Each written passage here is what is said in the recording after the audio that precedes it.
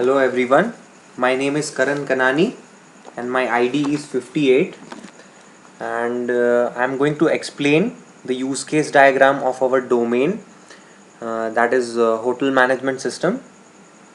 So let's start off with the actors. There are two actors, guest and receptionist, and they are both generalized as reservationists. There are two ways in which a guest can make a room reservation in the hotel. First is an online reservation, and second is the walk-in to the reception counter. So basically, a guest comes to the hotel without making an online reservation, and he asks the receptionist for a room. Now, receptionist who is sitting at the reception counter can check in the guest.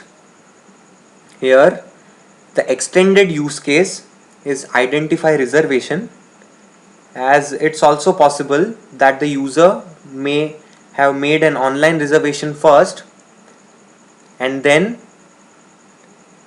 checks in instead of directly walking into the hotel without making an online reservation. There is one more extended use case, check room availability. Here, if the guest has already booked the room online, then there is no need to check the room availability. Else, if it's a walk-in reservation, then the room availability has to be checked. Now, the reservationist can make a reservation which refers to a guest making an online reservation or a receptionist making a reservation on the behalf of the guest. In both the cases, room availability has to be checked, so we have put includes here. Now the receptionist can check out the guest. The included use case here is the manage payment, which further includes generate bill use case. Here there is also possibility that the guest has a valid voucher received as a part of some promotional offer or a festive offer from the hotel. So manage payment has an extended use case called add voucher. So the receptionist adds the voucher details, reading from that voucher which is presented to the receptionist by the guest, and enters the detail into the system so that the required amount or the promotional amount mentioned in the voucher can be deducted from the bill. The guest can call the receptionist for a room service like housekeeping or a food service. So the receptionist can add or delete room service from the customer account or the guest account. So there is a dedicated use case for this purpose, manage room service.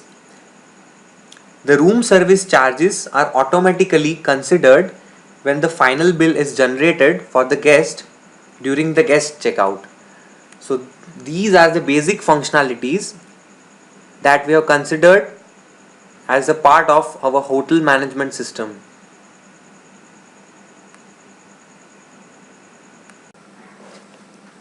Okay, so now let's discuss the use case description for the use case check-in guest.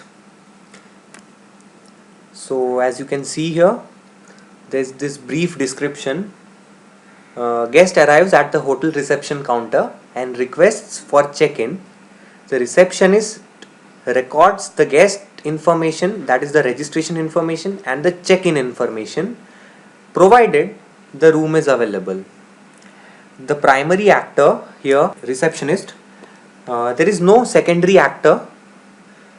Now there are two dependencies or extended use cases.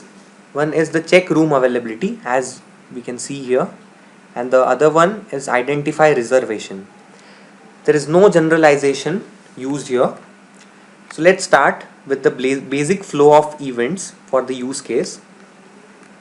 So first, the guest arrives and requests for the check-in. After that, the receptionist checks the room availability. Receptionist records the guest registration information in the system and also records the check-in information. So this is the basic flow. This is the success scenario with no alternative flow. So that's why we call it as the basic flow, because we are assuming that at every point there would be no failure in the system and the flow would continue, or let's say it would have a downfall for this basic flow.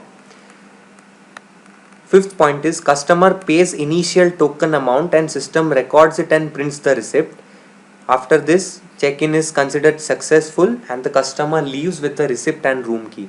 Now let's talk of the alternate flows at certain points in the basic flow. Let's say at point number 1, when guest arrives and requests for check-in, it's also possible that the guest may have already booked the room online.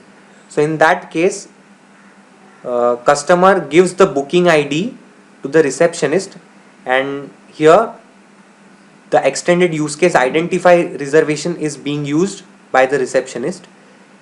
Similarly, at point number 2, when receptionist checks the room availability, it's possible that the rooms are not available. So at 2.1, there can be an alternative flow that if the rooms are not available as per the guest's requirement, then the use case terminates. Else it continues, means we are back to the point 3 if the rooms are available. There's one more at point number 5.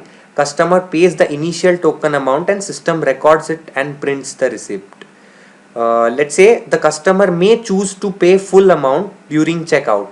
So which means that initially when customer comes for check-in, he does not have to pay any amount because he is going to pay the full amount during the checkout. So this is how there can be alternate flows in the use case. Now there is the precondition for this use case. The receptionist is identified as an authenticated and authorized person. This is very important because the system is being operated by the receptionist on the behalf of the guest. The post condition for this use case is that the system decrements the number of available rooms because the guest has already checked into the number of rooms. So the count of the available rooms would decrement and system generates the receipt of initial payment if any. So let's say the customer chooses to pay an initial token amount during check-in, then the system generates the receipt of that payment.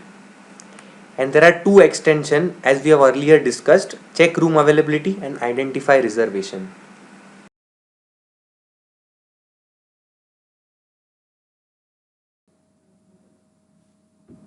Hello everyone, I am Hemang Mehta and my student ID is 201512012081. Till now, as my project partner has explained, it is all about general scenario of hotel management system. Further, I will explain all the cases in detail using activity diagram as well as using sequence diagram. So, let's have a look at the activity diagram first. First activity diagram corresponds to the use case login.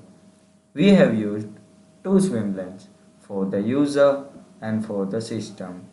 Login activity starts when the user interacts with the system to authenticate his or her identity.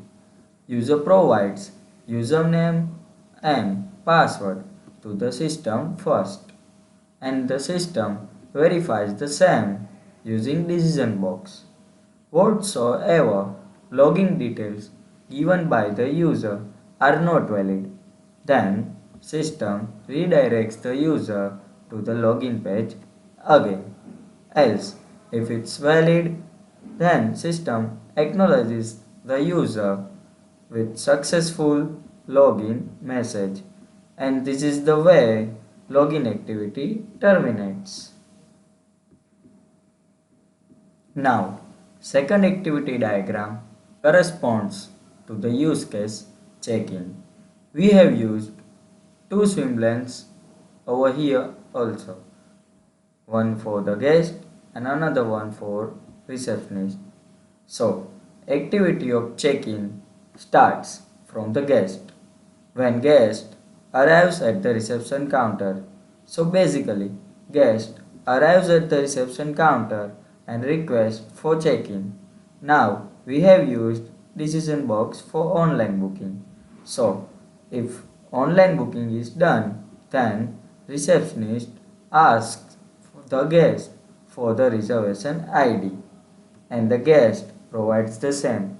And on the basis of the reservation ID, the receptionist identifies the reservation. If the reservation is invalid, then the activity diagram terminates at this place. And if the reservation is identified as valid, then it continues further. Now, if online booking is not done, then receptionist checks for the room availability, and if room is not available, then activity diagram terminates.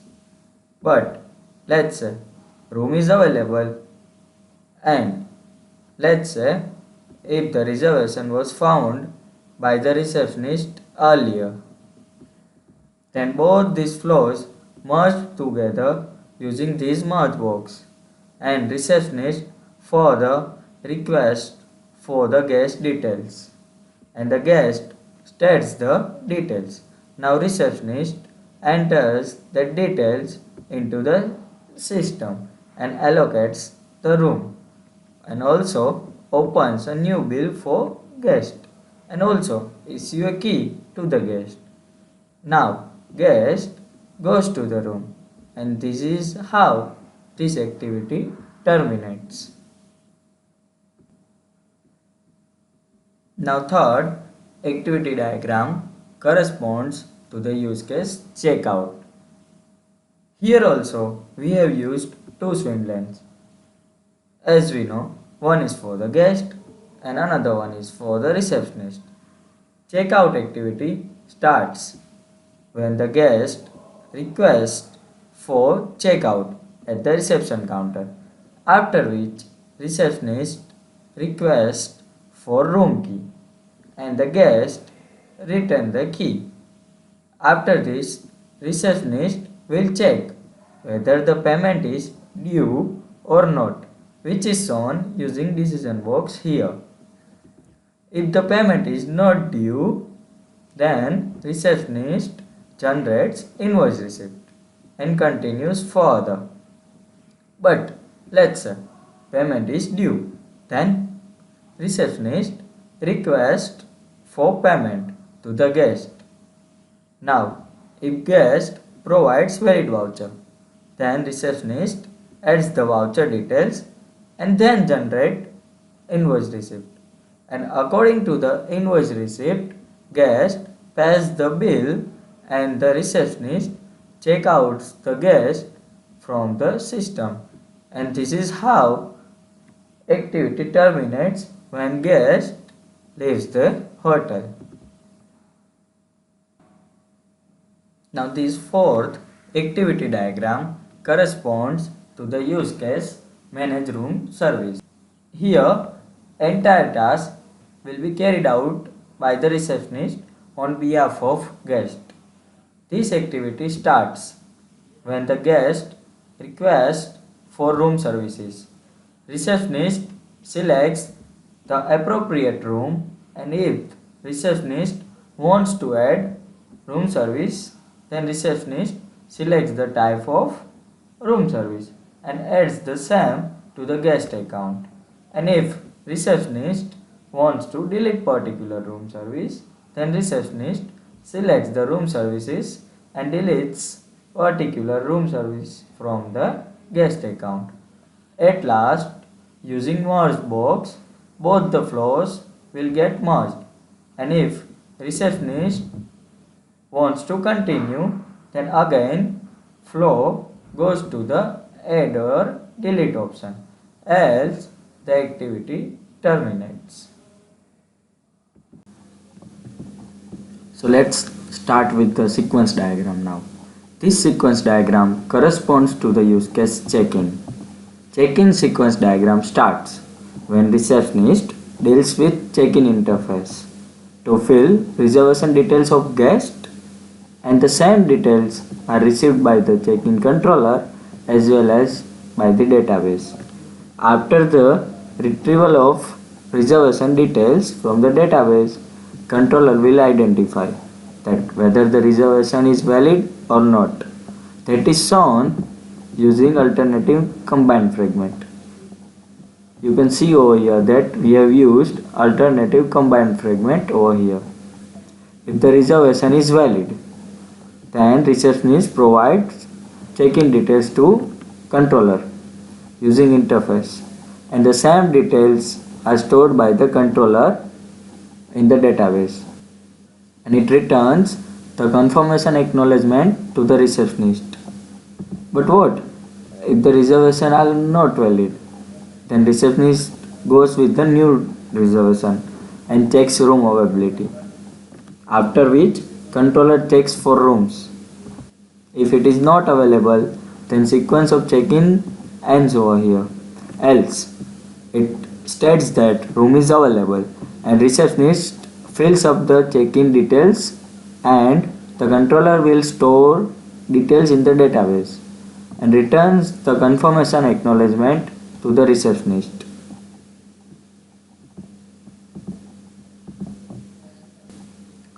Now, this sequence diagram is corresponds to the use case checkout. Checkout sequence starts when receptionist checks out the guest from the system, and for it, checkout interface asks for payment details of guest, and that will be provided by the controller by fetching it from the database. Meanwhile, receptionist fills up valid voucher details, which is optional, obviously, and that's why we have used optional over here, and that is shown using that optional fragment.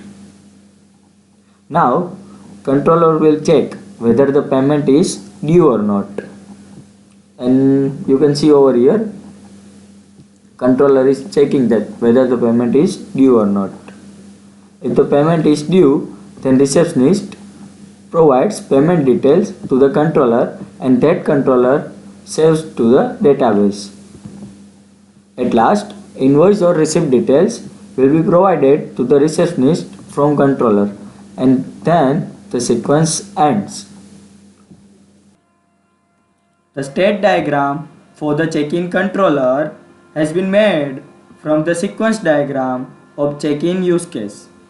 Initially, the state of check-in controller is idle. It goes to the state S1 when the method receive reservation details is called on the check-in controller, and action happens is identify reservation. When the reservation is identified, it goes to the composite state S2. Here again, the initial state is S21. If the reservation is valid, then it goes to the composite state S22.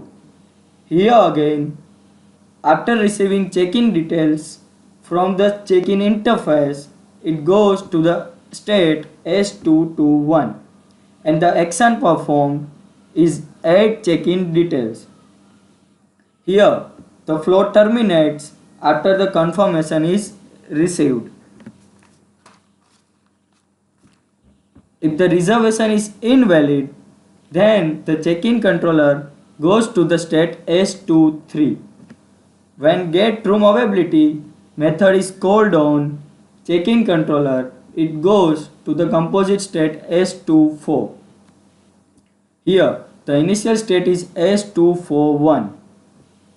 If the room is available, then the state changes to S242, and the action performed is add check-in details. Else, if room is not available, then the flow terminates.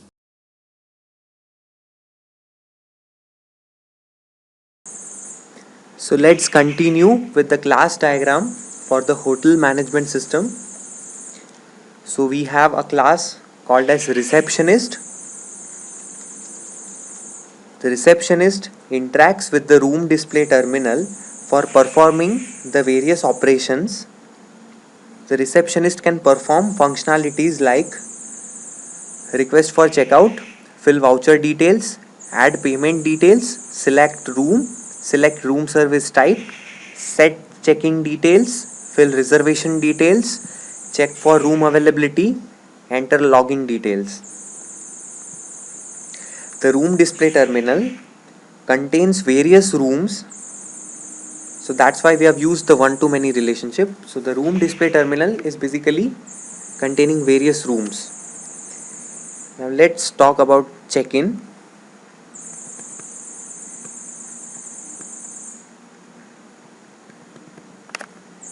The receptionist uses the check-in form, which has a corresponding check-in provider which acts as a controller. Now the check-in form has guest check-in and personal details which come from the receptionist. So the receptionist basically fills the check-in form and it encapsulates these details as an object of guest and sends it to the check-in provider. Now the check-in provider, along with saving this guest object received from the check-in form, also saves or adds the object of the guest to this reserved guest data, which maintains a list of guests. Now here comes the singleton pattern into the picture. This reserved guest data object holds a list of guests, so there can only be one object of this reserved guest data. It's basically acting as a collection which holds various guest objects. So there can just be one reserved guest data object in the system. Now let's talk about the checkout. The receptionist uses the checkout interface to check out the guest from the room. The underlying controller to the checkout interface is the checkout provider. The checkout provider picks the guest object from this reserved guest data and updates the guest account and also retrieves the payment details of the guest from that guest object for a particular stay in the hotel. Let's talk about the room service. Now there is a class called as room service. The guest opts for a room service through the receptionist. The receptionist interacts with the room display terminal which contains many rooms. The receptionist selects the appropriate room.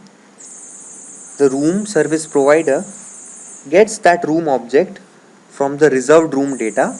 Again, here the singleton pattern is applied because the reserved room data object contains the list of rooms. From this room object, the room service provider comes to know about the guest who is staying in that room currently. So now this room service provider interacts with the reserved guest data and picks up the object of the guest who is staying in that room currently and updates the guest account and puts back the object into the list again, so that later on when he is billed during his checkout, the room service charges are considered in his bill. Now the guest can also make an online reservation interacting with the reservation interface which has an underlying reservation provider. This reservation provider in turn interacts with the reserved room data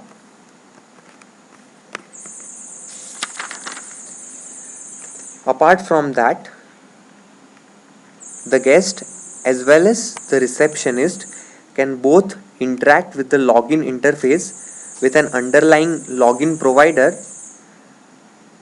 to log into the system. So these are the classes, and our class design built as per the MVC architecture, and we have used the singleton pattern here.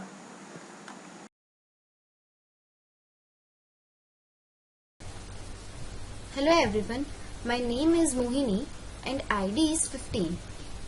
I am going to present OCL and package diagram.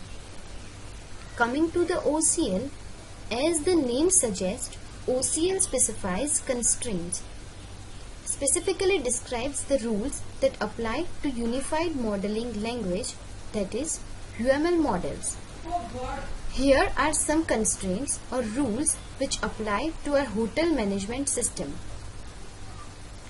In the class invariant situation, the context is the class, but for the pre and post condition, the context is the operation in itself, which apply to the first constraint, where room status is changing from booked to housekeeping state. Precondition here specifies that when room enters into the update room status function, room's status should not be other than booked, and in the ending it should be housekeeping, which is specified by the post condition. OCL constraints are declarative, which specifies what must be true, not what must be done. A typical example of that is the second constraint, where room must be available at the time of reservation. That's very obvious. Now here, there are two possibilities. First, when guest does the online reservation. And second, when receptionist does that on behalf of the guest. Now here, these two scenarios are different because the guest and receptionist both have different classes, and as explained earlier, in this class invariant situation, context is the class, not the operation. Now coming to the exist function, the object of room class is created with association and name books, and with its attribute status, we are checking whether any room object is available. So that was the second constraint. Coming to the third constraint, which is same as the previous one, the object of guest class is created and using its attribute age, it is being checked whether any of the guest member is at least 18 years of age. So that was the third constraint. Coming to the fourth constraint, the number of guests in the room can't exceed the room's capacity. Here, size function indicates that number of guest object which should be less than number of beds, which is the attribute of room class. Coming to the fifth constraint, where voucher is valid only before its expiry date. So here, today function gives current date, and object of voucher is created with association and name present date. If expiry date is bigger than today's date, then only voucher will be valid. So that was OCL constraints. Now comes package diagram, which is used to group elements which may contain other packages. Here, receptionist and guest both are user to our system, so we could put them in same package, but both are performing different functionalities. Let's say guest can do online reservation, but he can't be assigned rooms online, which can only be done by receptionist. Guest may or may not come to hotel for which he did online reservation. So receptionist does the actual entry of the guest when the guest arrives at the hotel. Coming to the login package, which includes login interface and login provider. Login interface class, which provides interface to enter login details of users, and login provider, which validates whether entered details are valid. Both are related to each other, where if login interface is not available, then there is no need of login controller. So here, information of package is highly cohesive.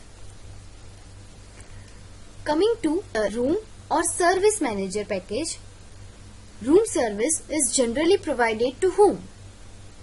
To guest, right? But if we see functionality wise, room service is added to room class. And to enter that room service information, room service form is available, without which room service can't be recorded.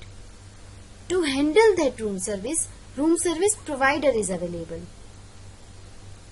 which in turn will add that room service to room.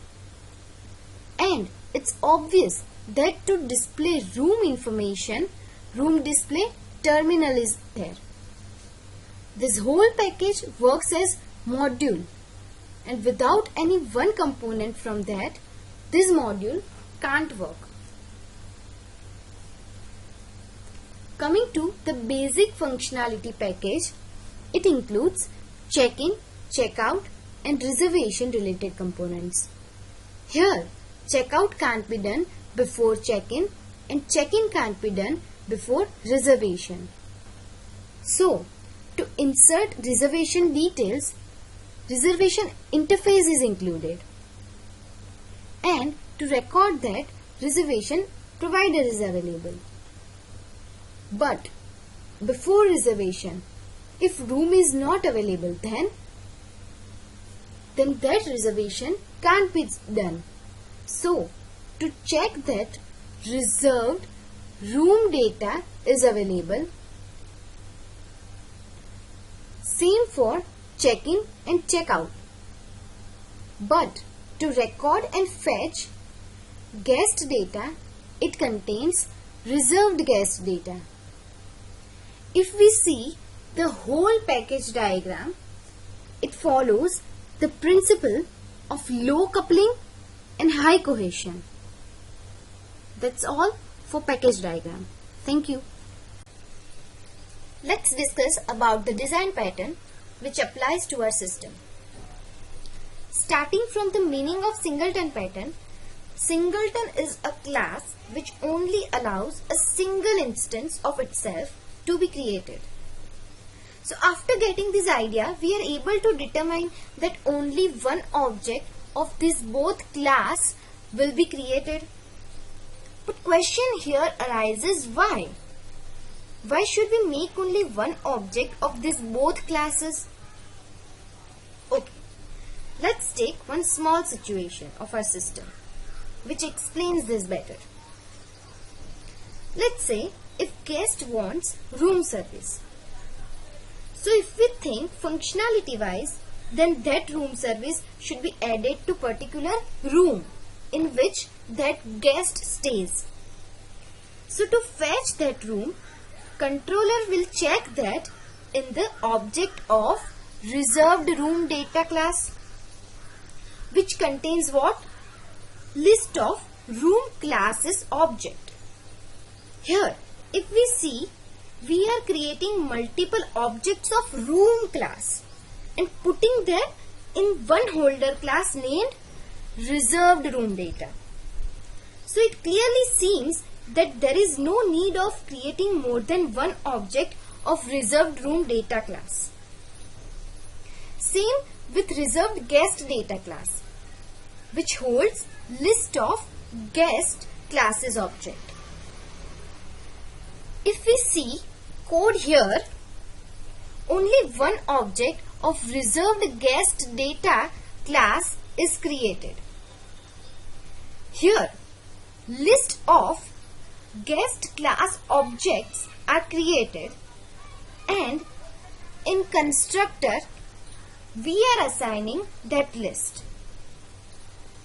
Coming to the get instance method, single object of reserved guest data which we created earlier is assigned that list of guest objects and is returned. So that was about the pattern.